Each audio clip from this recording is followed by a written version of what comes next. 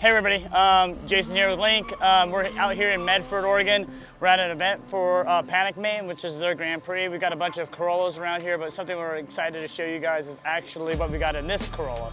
So this Corolla is a swapped LS. This car was the first car that we actually utilized for prototyping and fitment with our new universal LS wiring harness for Link, which will plug into both our Storm and Extremes for either drive-by-wire or non-drive-by-wire applications.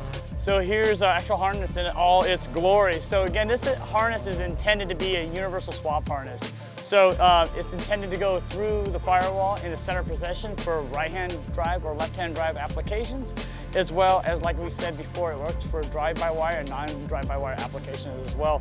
A couple cool aspects of this harness, as you might be able to see here, is that on here, all the pins are actually got indicators for the actual pin numbers. So no more trying to validate whether or not you're looking from the inside or the outside or the back side of the connector. It's easily marked with all the locations here. So if you have to pin something in, it's real nice and convenient.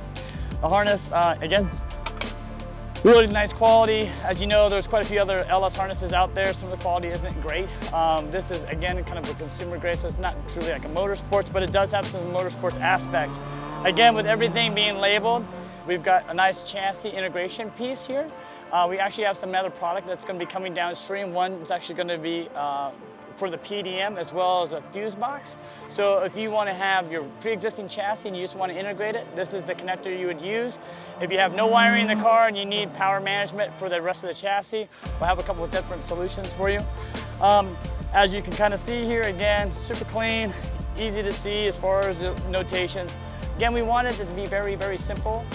As some of you hired guys will know, that there's some aspects as far as alternator control and the injector control as far as different plugs.